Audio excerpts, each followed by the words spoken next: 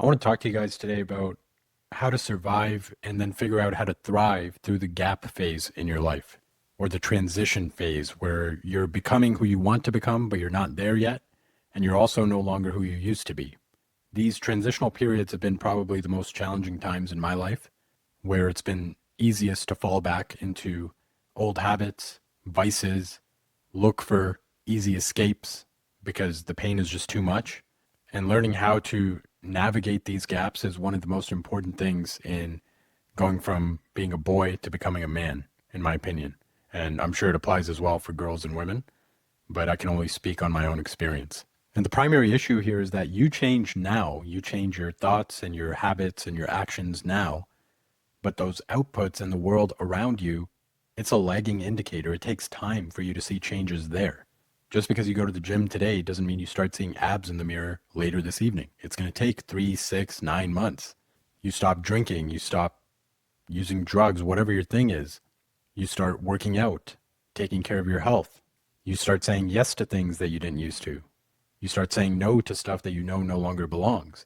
And all of that is good and necessary, but the problem is when you look up and you look around, your life looks the exact same. You might be in the same apartment, you might have the same bank account balance, but only now, the things that at least felt good in your old life, they're no longer there because they no longer fit. You might notice that the friend group that you'd been part of for such a long time, you no longer fit in, and there's just no vibe there. There's nothing to talk about. And those very same friends, quote unquote, they might start making fun of you or talking shit like, this is so weird. Why are you acting this way? Why are you being so different? Well, you think you're better than us or something? And then eventually you kind of just start drifting apart until they're no longer inviting you to things you don't really even want to go because, again, it's just no longer a match. And now, even though you're doing all the right things towards your goals, not only has nothing changed, but you're alone and probably feeling even worse than you were before you made that change. And as I said, the difficulty here is because of all that, you start negotiating with yourself. You start convincing yourself, maybe I was happier before.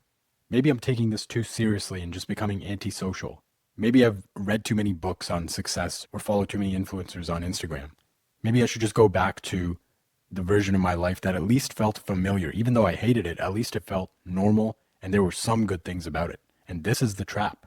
If you don't teach yourself how to properly navigate these gap phases or no man's land, you're never going to change on a long-term timescale. And that's what leads to regret and wastage of potential.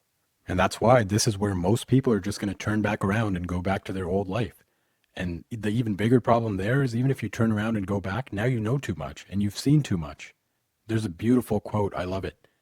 I believe it's by Epictetus. And it says, there's no peace for the man who has seen what he could become. And I absolutely love that quote. And that's the problem with turning around during the gap phase, is that you already know now that you're capable of more. And so even though you've turned around and you've decided to go back to those old vices, that old friend group, it'll never be the same. You're no longer going to fit in there anyways. You might go back and you might briefly feel better, but you're always going to move forward knowing that you're not where you belong. That's why I encourage you to learn how to navigate this phase and keep pushing forward. And a lot of this comes from the fact that times have changed now. We used to have rites of passages where elders or people in the community would help us go through these transitional periods in our lives.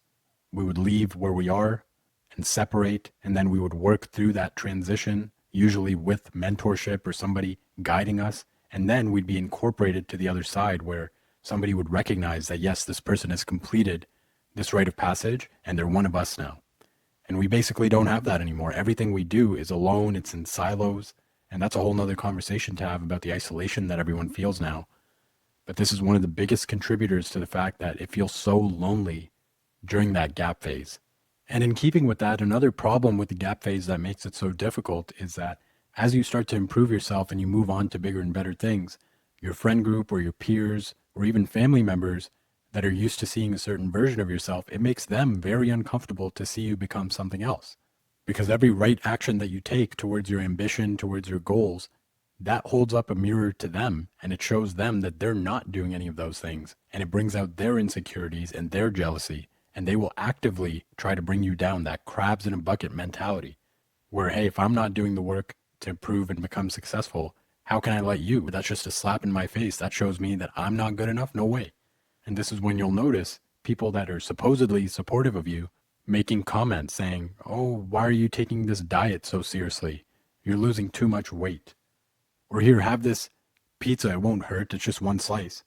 Or why are you studying so hard? Don't be such a nerd, have some fun. I remember all of these things happening to me when I had the goal of getting into medical school, when I had the goal of cutting down weight and seeing abs for the first time. All of this sabotage from people that on paper are supposed to be supporting me.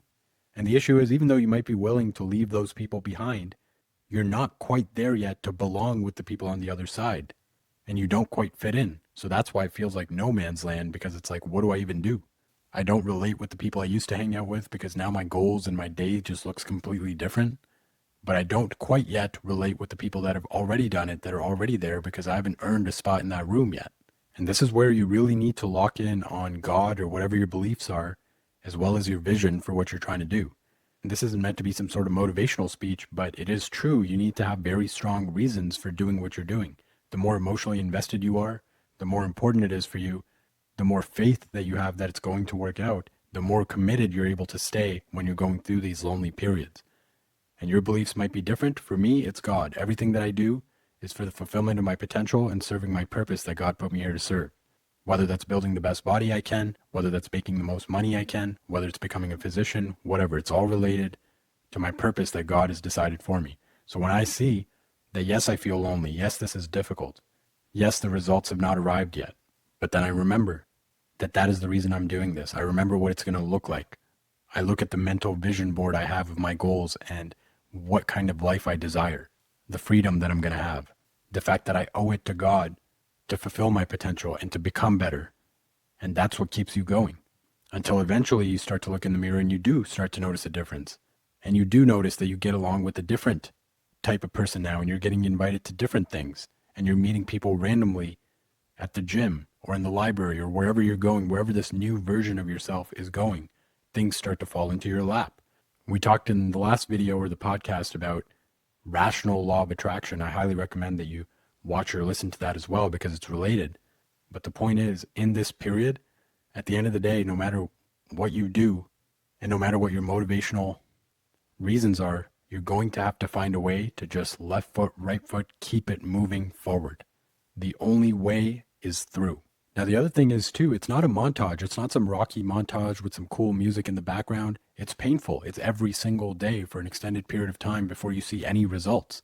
And the thing is, nobody claps for you. Nobody cares while you're still in the process. Everything we do when we look on Instagram, it's before and after. It's people living the life that they've already earned or pretending to live a life that they haven't earned. Nobody is showing their process. Nobody is showing the long nights in the library studying and memorizing, the days in the gym where you're just going through the motions and you don't feel like being there. Nobody's showing that stuff. We're just seeing the final results and it looks cool, or the before and after, and then we expect our lives to just change on a dime, and that's not how it works. There was a study done at the University College London, and it tracked 96 people trying to build a new habit over 12 weeks. And a lot of people say 21 days. In that particular study, the average time to reach automaticity, where they didn't even have to think about it, it just became automatic, it was 66 days on average. And that range ran from 18 days at the lower end to 254 at the higher end.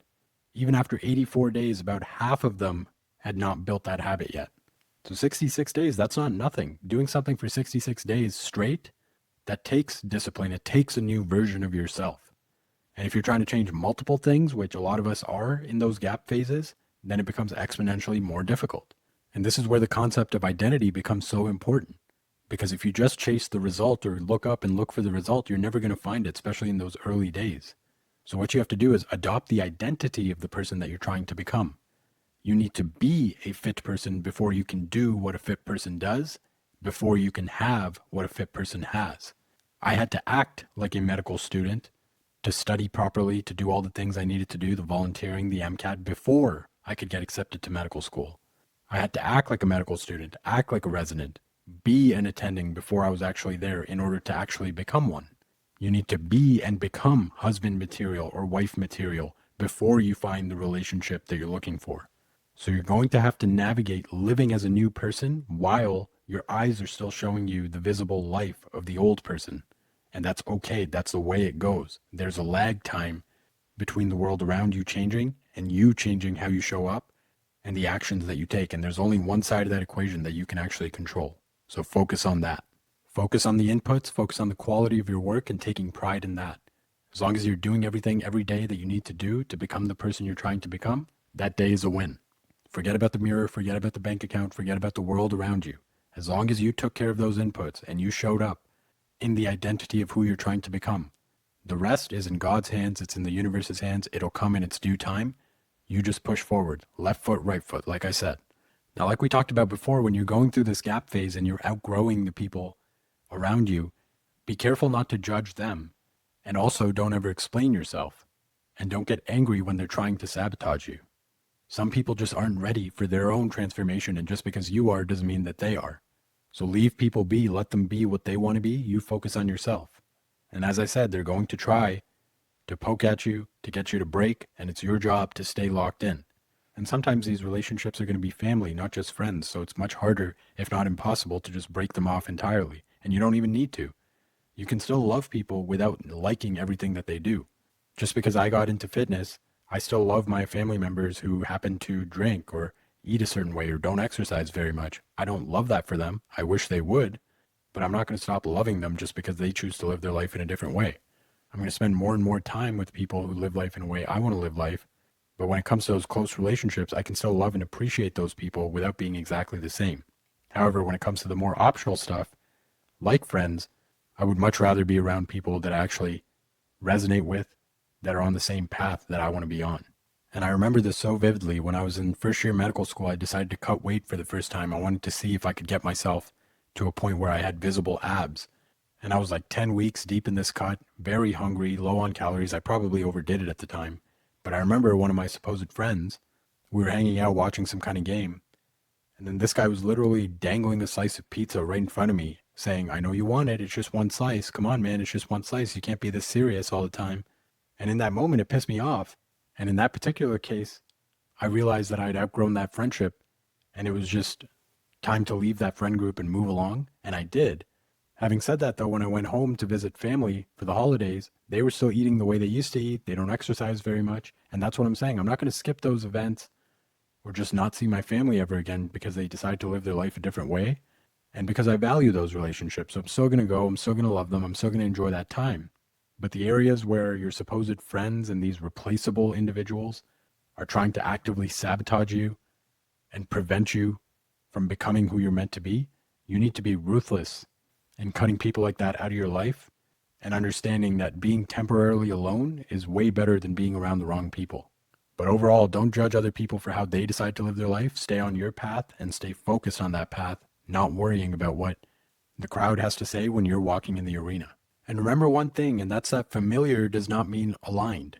Just because your new life feels uncomfortable and the old one feels known and you feel more at ease doing the things that you used to do, that doesn't mean you're aligned and doing what you're meant to do in your life.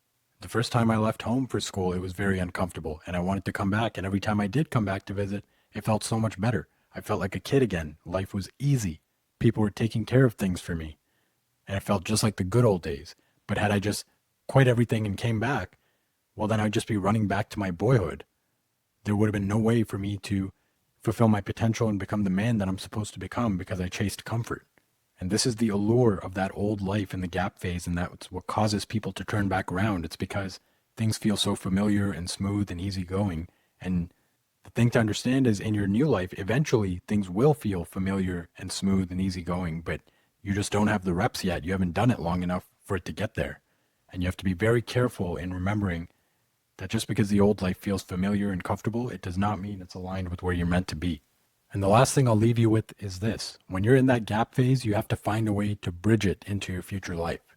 So even though you haven't made the friends that belong in that future vision that you have, even though the money might not have shown up yet, even though the body doesn't look exactly how it should look, your job is to control the inputs. So focus on what environments you're spending your time in and where you're giving luck and serendipity a chance to show up in your life.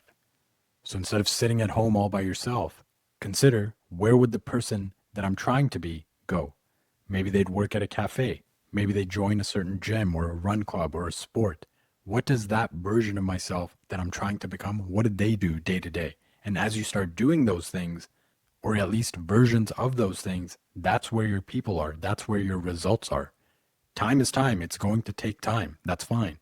But as we talked about, in order to bridge the gap between who you are, that gap phase, and finally who you're trying to become on the other side of that gap phase, you have to show up as that version of yourself.